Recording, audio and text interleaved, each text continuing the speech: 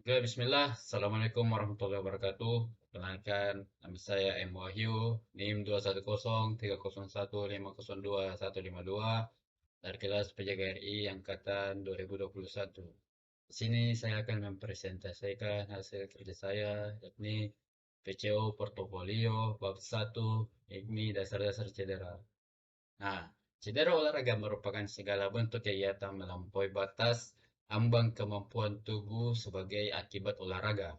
Secara fisiologi, cedera olahraga terjadi akibat ketidakseimbangan antara beban kerja dengan kemampuan jaringan tubuh yang melakukan aktivitas olahraga.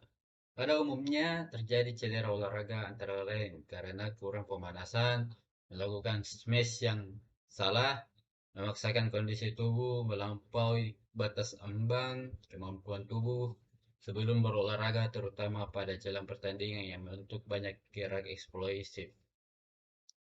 Olahraga dekat kaitannya dengan cedera, terutama bagi para olahragawan atau atlet. Untuk itu, kita harus berhati-hati dalam berolahraga agar tidak mengalami cedera. Sebelum berolahraga atau bermain, usahakan melakukan pemanasan terlebih dahulu.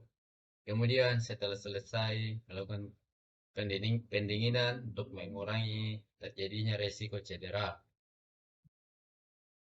Selanjutnya, cedera olahraga adalah cedera pada sistem integumen, otot, dan rangka yang disebabkan oleh kegiatan olahraga. Menurut penyebabnya ada dua macam. Pertama, overuse. Overuse itu atau terlalu berlebihan dalam penggunaan tenaga atau berlebihan atau melebihi ambang kemampuan tubuh disebabkan oleh gerakan berulang yang terlalu banyak dan terlalu cepat. Ya, yang kedua, traumatic injury.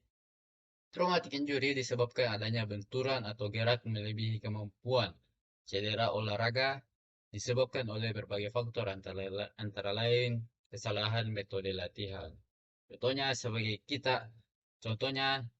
ini di sini kita sebagai pemula, jika ingin memulai gym, langkah baiknya memulai dengan repetisi yang rendah, jangan langsung repetisi yang tinggi. Nah, selanjutnya kesalahan-kesalahan yang terjadi dalam metode latihan. Pertama itu tidak dilaksanakannya pemanasan dan pendinginan yang memadai sehingga latihan fisik yang terjadi secara fisiologis tidak dapat diadaptasi oleh tubuh. Jika kita langsung melakukan gerakan inti dari sebuah olahraga itu atau jenis olahraga itu, maka tubuh kita akan kaget. Contohnya, kita ingin melakukan lari, lari tanpa adanya pemanasan, maka tubuh kita akan kaget. Gitu. Yang kedua itu penggunaan intensitas, frekuensi, durasi, dan jenis latihan yang tidak sesuai dengan keadaan fisik seseorang maupun kaidah kesehatan secara umum.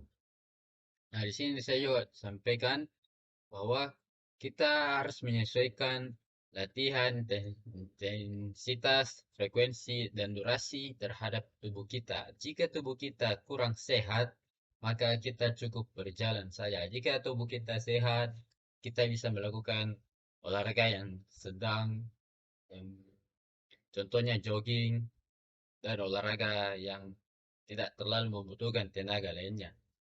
Nah, jika tubuh kita sehat bugar, maka kita juga mampu melakukan repetisi, intensitas, frekuensi yang lebih tinggi dari orang yang tidak bugar.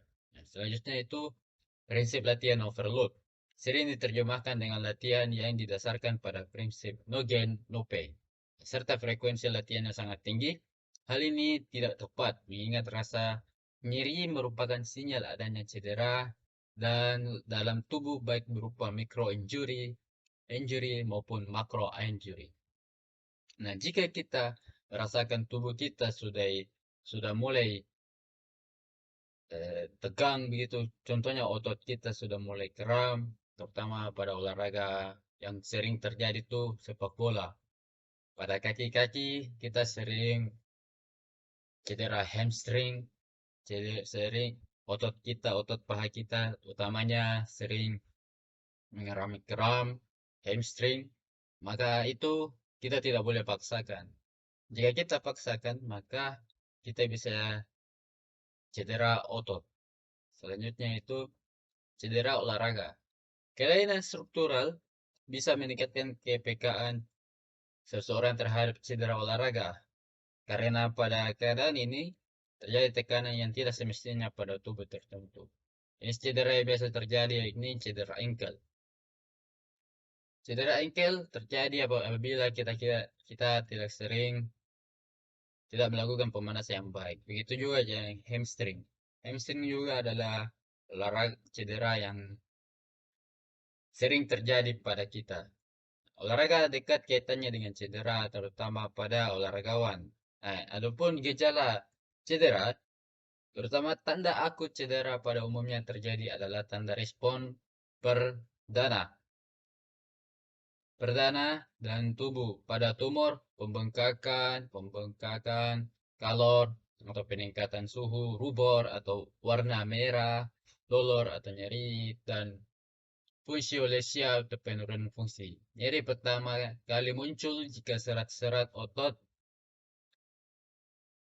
atau tendon yang jumlahnya terbatas mulai mengalami robekan. Selain nyeri muncul tanda radang seperti bengkak, kemerahan, panas, dan penurunan fungsi. Pada proses lanjut, tanda-tanda peradangan tersebut akan berangsur-angsur menghilang. Nah, adapun cara penanganan cedera, jika Anda sudah mengetahui jenis cedera olahraga, sekarang waktunya untuk mengenali bagaimana cara merawat cedera itu sendiri. Anda dapat melakukan perawatan pertama sebelum mengunjungi dokter dengan menerapkan metode RICE. Singkatan dari Rest, Ice, Compression, and Elevation. Metode pengobatan ini sebaiknya dilakukan sesegera mungkin sesaat setelah terjadinya cedera dan tetap efektif dilakukan dalam 4 jam pertama sejak cedera. Contohnya jika kita cedera hamstring, maka kita harus segera mengompresnya dengan es batu. Biasanya metode ini digunakan untuk mengatasi cedera olahraga ringan. Metode RICE efektif membantu mengurangi pembengkakan, mencegah rasa sakit, dan mempercepat kesembuhan bila dilakukan dalam 4 jam sejak cedera olahraga itu. Metode RICE yang dimaksud ialah sebagai berikut. Yang pertama, rest. Istirahatkan tubuh yang mengalami cedera. Letakkan ice pack. Nah, ini saya bilang tadi, ice pack atau es batu yang dibungkus kain ke bagian tubuh yang mengalami cedera untuk mengurangi pendarahan dan memar. Selanjutnya, kompresi. Balut dan berikan tekanan lembut pada bagian tubuh yang cedera agar tidak mengalami pembengkakan. Elevation. Elevation adalah pengangkatan, merupakan cara menahan bagian cedera berada di posisi yang lebih tinggi dari tubuh. Metode ini dilakukan untuk mengurangi nyeri dan mengurangi aliran darah ke bagian cedera yang menambah parah peradangan. Adapun jenis-jenis cedera yang biasa terjadi di kalangan kita yang ringan, yang pertama terkilir, merupakan cedera yang akibat robeknya ligamen. Ligamen adalah jaringan yang berhubungan dua tulang, satu sama lain dalam 1 senti. Begitu itu strain, cedera otot. Cedera otot yang melibatkan robekan tendon atau jaringan yang menghubungkan tulang ke otot. Strain biasanya kerap disalah artikan sebagai keseleo, padahal keseleo itu terjadi biasanya di ankle ataupun di sendi-sendi. Cedera lutut apapun yang mengganggu persendian lutut bisa menjadi cedera olahraga. Cedera ini bisa terjadi akibat peregangan berlebihan hingga robekan pada otot atau jaringan di lutut. Otot bengkak. Pembengkakan merupakan reaksi alami dari cedera. Biasanya otot yang bengkak biasanya terasa nyeri dan lemah. Ya, itulah tadi presentasi singkat dari saya. Together work together. Let's work together.